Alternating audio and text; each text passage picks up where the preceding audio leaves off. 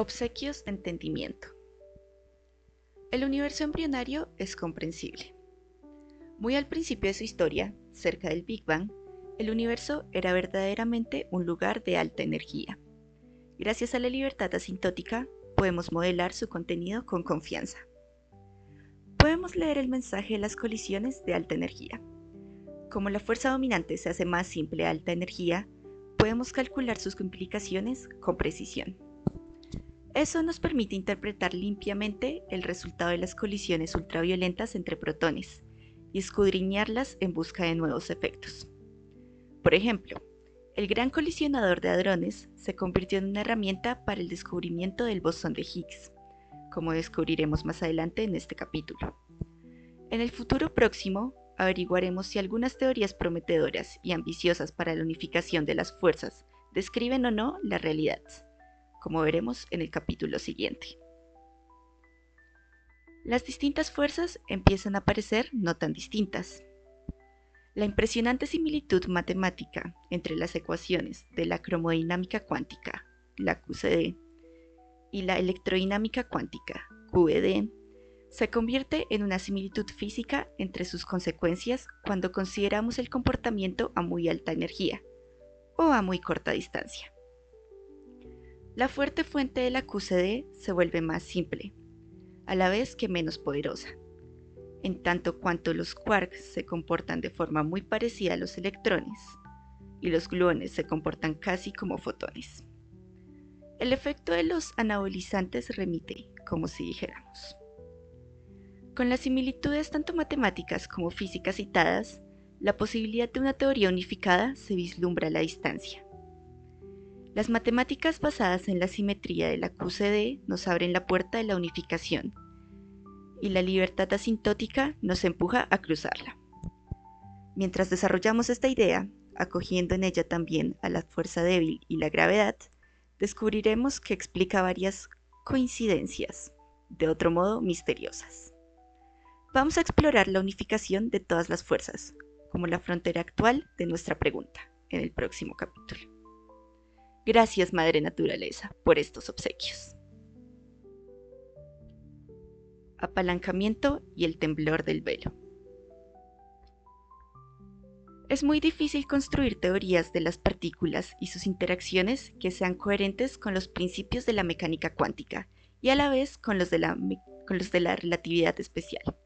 Es una suerte. Significa que, si creemos en la mecánica cuántica y en la relatividad especial, ganamos un montón de apalancamiento. Las teorías disponibles son rígidas. No pueden cambiarse mucho sin volverse incoherentes. Eso las hace poderosas. Y no hay muchas. Eso nos permite explorarlas. Dado ese apalancamiento, el tipo adecuado de hecho puede generar unas consecuencias enormes. Resulta que la libertad asintótica es precisamente un hecho de ese tipo. El descubrimiento experimental de que la fuerza fuerte, actuando entre quarks cercanos, no es tan fuerte después de todo, era muy difícil de reconciliar con otras cosas que sabemos. En la mayoría de las teorías que son coherentes con la mecánica cuántica y la relatividad especial, igual repele a igual, de manera que no ocurre la convergencia de las fuerzas. El comportamiento opuesto, que las fuerzas se identifiquen a cortas distancias, es mucho más común. Así que, cuando David Gross y yo, y de modo independiente, David Politzer, descubrimos que es posible. Eso fue un momento de los que la Cábala describe como el temblor del velo del templo, cuando se agita el sudario que esconde la palabra divina más allá del alcance de nuestros ojos.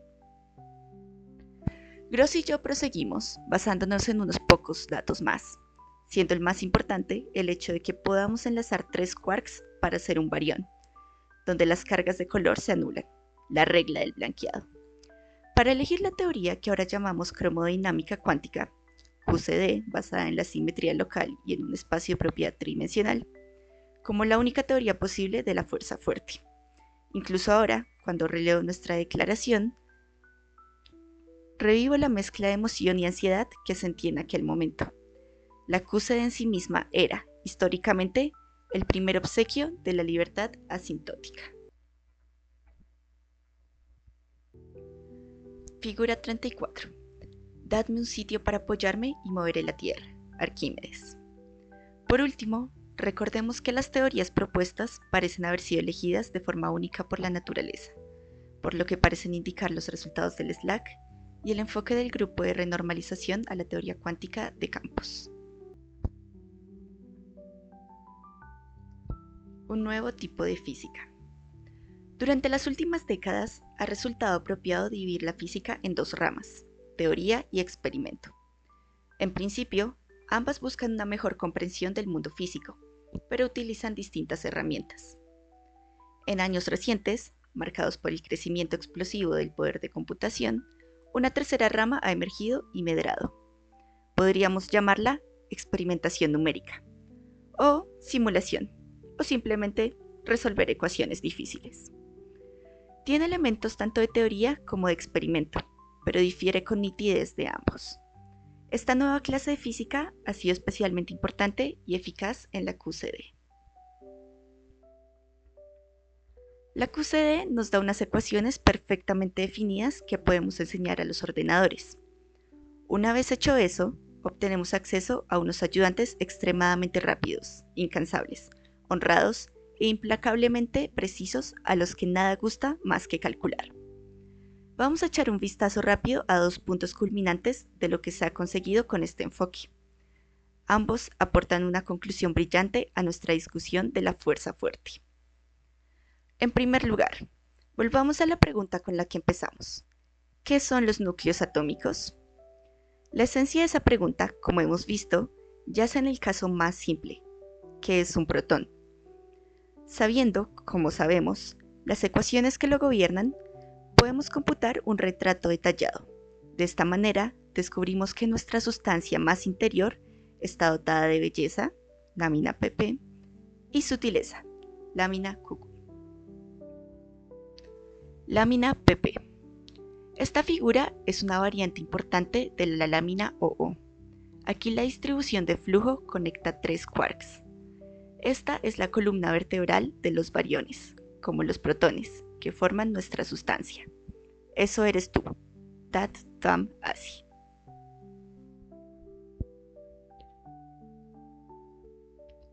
Lámina QQ. La posibilidad de que tres tubos de flujo puedan reunirse en una juntura es un rasgo especial de la cromodinámica cuántica de tres colores, QCD. La regla de blanqueado se explica en el texto. La distribución de flujo en la lámina MM, tomada del póster que conmemora mi premio Nobel, no es del todo correcta, véase la lámina PP, pero esta, que aparece en mi diploma Nobel, da en el clavo.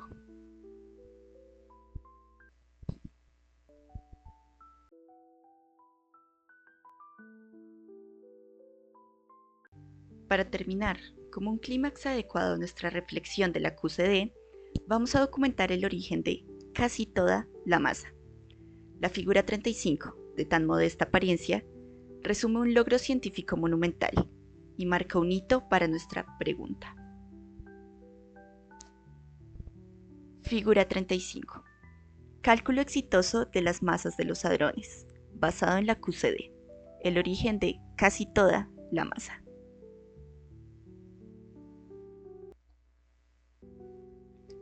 En el eje horizontal puedes ver los nombres de los mesones y los bariones. De nuevo, y aunque hay mucho que decir sobre estas partículas, y los detalles son fascinantes para los especialistas, para nuestro propósito actual basta con señalar que hay montones de hadrones, y que tienen nombres diferentes, que consisten en distintas letras griegas y latinas con algún asterisco o prima adicional, y diferentes masas. Encima de cada nombre encuentras un segmento horizontal que indica el valor medido experimentalmente de la masa de esa partícula. Algunas partículas tienen una vida muy corta, y eso dispersa su masa a lo largo de un intervalo notable. En esos casos, por ejemplo, ρ se ve en un rectángulo gris alrededor del segmento central. En la vecindad de cada segmento, una serie de puntos sombreados, atravesados por líneas verticales, indica los valores calculados de la masa de la partícula, extraídos directamente de las ecuaciones de la QCD en los trabajos de distintos grupos de investigación. Las líneas verticales reflejan un intervalo de incertidumbre en los cálculos, introducidas por limitaciones del tiempo de computación y otros factores. Los cálculos, tengo que mencionar, son extremadamente exigentes. Emplean unos algoritmos muy inteligentes y corren en algunos de los sistemas de computación más poderosos del mundo durante largos periodos. Todos los resultados para las secuencias principales de los mesones pi, rho, k, k estrella, eta, eta prima, omega, phi y los variones n, alfa, sigma, chi, delta, sigma estrella, chi estrella, omega son outputs, dados tres inputs: la masa media de los quarks, up y down, o arriba y abajo, la masa del quark strange, o extraño, y la unidad de carga de color. Como puedes ver, el acuerdo entre las mediciones y los cálculos es extraordinario. Quiero subrayar que de estos cálculos sale mucho más de lo que pones en ellos. Las ecuaciones de la QCD están constreñidas de manera muy ceñida por la simetría y tienen pocas posibilidades de ajuste. Para determinar estos cálculos, solo tenemos que especificar tres inputs: la masa media de los quarks up y down, la masa del quark strange y la unidad de carga de color, una medida general de la fuerza de interacción. Así que, si algo no encaja, no hay ningún sitio donde esconderse. Tenemos que encontrar, emergiendo de los cálculos, todos los hadrones que se observan, con las masas que se han observado para ellos. Y más importante aún, no tenemos que encontrar cosas que no se hayan observado, en especial quarks y gluones aislados. La teoría emerge triunfal de esta prueba de fuego. Entre las masas computadas está la masa de una partícula llamada n. No se trata simplemente de una masa más, porque n significa nucleón, es decir, un protón o un neutrón. La diferencia entre las masas del protón y el neutrón es demasiado pequeña para hacerse visible a esta escala.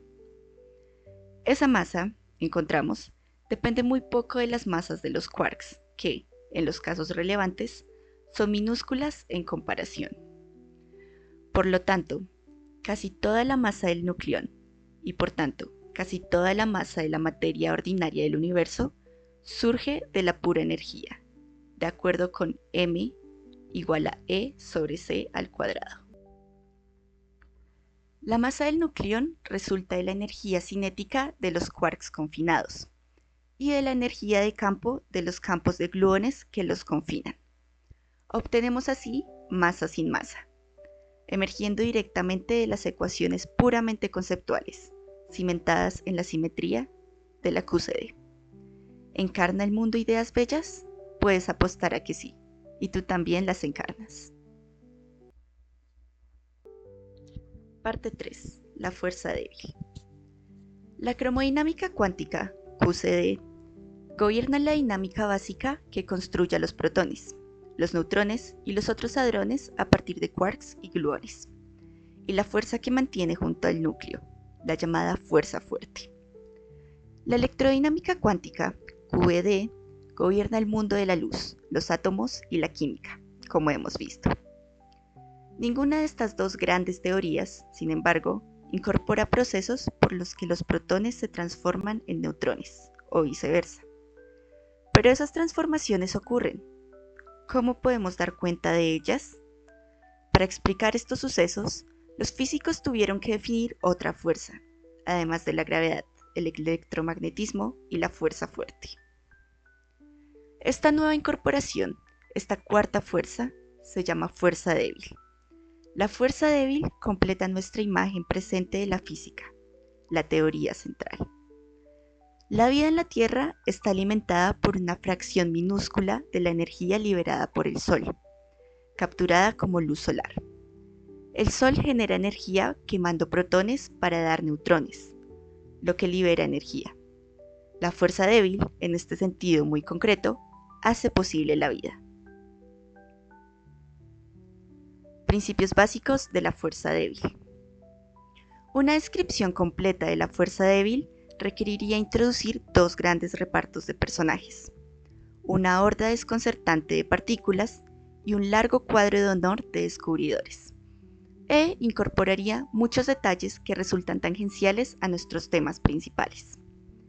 Aquí me limitaré a una descripción breve y simplificada de dos puntos culminantes, seleccionados por su interés fundamental y para usarlos más tarde.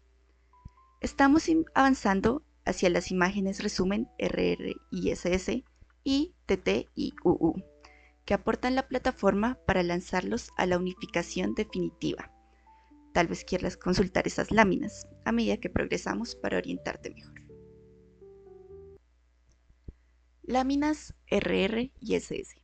Resumen de la teoría central, paso 1.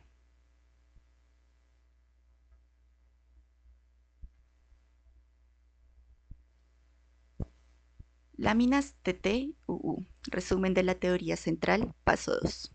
Lámina TT. Lámina UU.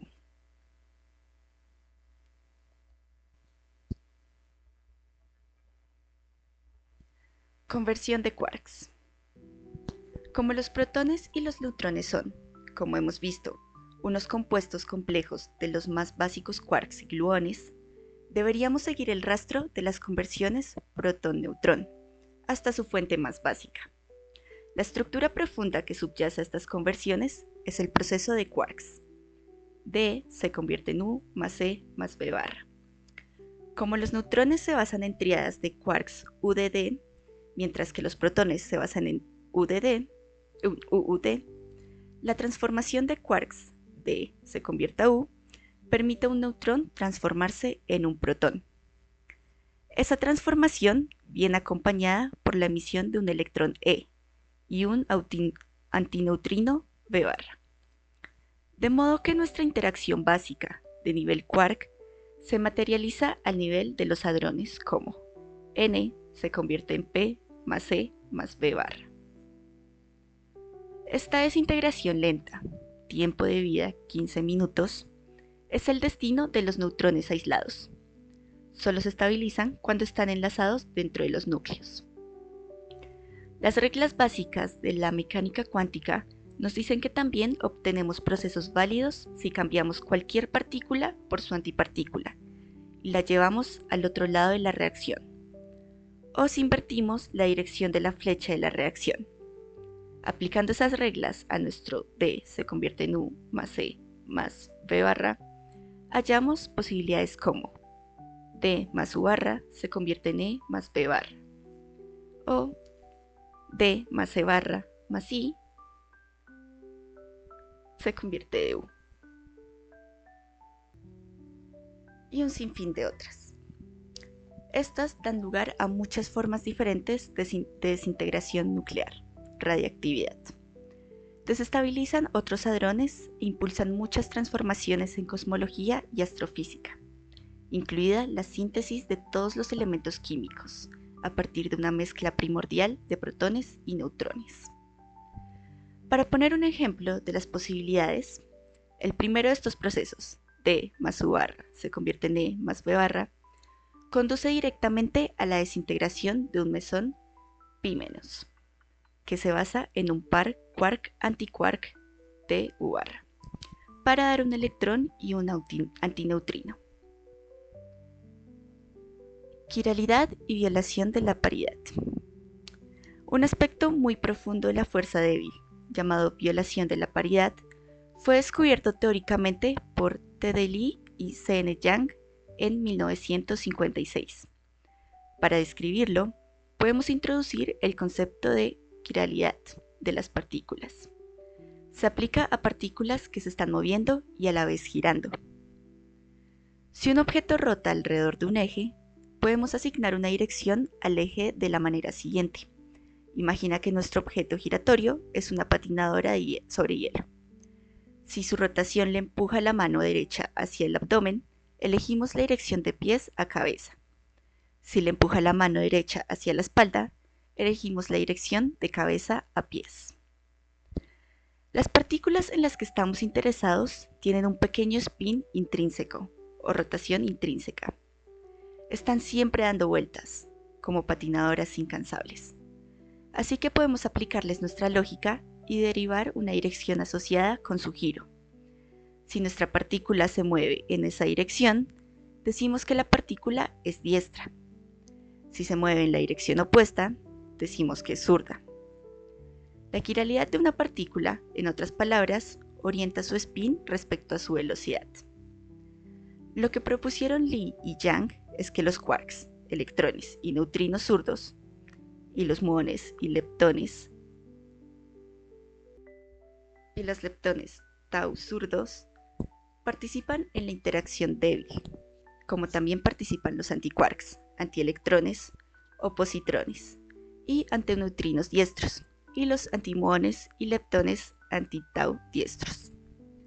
Pero que las partículas de quiralidad opuesta no lo hacen. Los experimentos confirmaron su hipótesis. Otro anamorfo de color, de 2 signos de pregunta a exclamación. El aspecto transformativo de la fuerza débil y varios otros de sus aspectos más específicos indicaron a Sheldon Glashow y a Abdus Salam y John Ward que podría ser posible describir esa fuerza, también como una encarnación de la simetría local. Podemos ver cómo funciona eso utilizando las ideas e imágenes que hemos desarrollado. Lo que queremos es que nuestro proceso débil básico, tomémoslo en la forma de U más C, se convierte en D más B, para ser concretos, ocurre mediante movimientos en un espacio de propiedad. El espacio de propiedad debería tener al menos 2 dimensiones, de modo que U y D puedan ser la misma entidad en distintas posiciones, y lo mismo para E y B. Entonces, podremos ver nuestro proceso entero, que a primera vista implica cambios en la identidad de las partículas, su qué, como cambios de su posición, su dónde. Esto es, que a partir de dónde, en acción. La teoría construida sobre la simetría local va más allá, al aportar el fluido que dirige el movimiento en el espacio de propiedad. La acción más elemental de ese fluido es lo que pasa cuando sus unidades más pequeñas, o cuantos, se crean y destruyen. De modo que nuestro proceso, al nivel cuántico más básico, puede ocurrir así. U emite un bosón W positivo. Se convierte en D. E absorbe al bosón W positivo. Se convierte en B. O alternativamente así. E emite un bosón W negativo. Se convierte en B. U absorbe al bosón W negativo. Se convierte en D. En el bosón débil W positivo o bosón W+, el superíndice indica su carga eléctrica. El bosón menos es su antipartícula. Cuando se analiza en detalle la simetría local, se encuentra que hay un tercer bosón débil eléctricamente neutro, el bosón Z. Al proponer esa teoría local, Glashow, Salam y Ward estaban siguiendo nuestro credo jesuita. Es más santo pedir perdón que pedir permiso, por ignorar estratégicamente otro aspecto de la teoría de Yang-Mills. La simetría local de Yang-Mills requiere que W+, W- y Z tengan masa cero. Las predicciones correspondientes de masa cero para los gravitones, los fotones y los gluones de color corresponden todas a la realidad y representan un gran triunfo de la simetría local. Pero en la teoría de la fuerza débil, esa predicción falla. Si los bosones débiles tuvieran masa cero, habrían sido fácilmente visibles en las colisiones de los aceleradores, o incluso en las reacciones químicas, como lo son los fotones. Esencialmente, la fuerza débil no sería débil. En suma, para la interacción débil, la simetría local parece ser un pelín demasiado buena para este mundo. Para reconciliar lo ideal con lo real, tenemos que introducir otra idea, y es una belleza. La nueva idea es la ruptura espontánea de simetría, introducida en este contexto por Robert Broad y François Englert, de forma independiente por Peter Higgs, y también Gerald Guralnick, Carl Hagen y Tom Keeble. Nos permite tener lo mejor de 2 mundos. Más en concreto, podemos mantener las ecuaciones de la simetría local, con su preciosa explicación de la fuerza débil. ¿Qué a partir de dónde? A la vez que les permitimos tener masas distintas de cero, como se observa. Procederemos a contemplar en detalle su idea audaz y poderosa, tras un párrafo obligatorio de caricatura histórica que envuelva nuestra explicación propiamente dicha de la fuerza débil. Fue Steven Weinberg quien sintetizó las dos ideas de pensamiento, la simetría y la ruptura de la simetría, para generar la teoría de la fuerza débil enteramente satisfactoria que aparece en la moderna teoría central. Pero no resulta obvio en modo alguno, al principio, que esta teoría daría respuestas correctas, ni siquiera finitas. Cuando las fluctuaciones cuánticas se tomaban en cuenta, Gerald Hopf y Martinus Bellman demostraron que lo hace, y para comprobarlo, introdujeron unos métodos de cálculo que hicieron a la teoría más precisa y útil. Freeman Dyson había hecho antes un servicio similar a la QED, donde resulta mucho más fácil, aunque todavía difícil.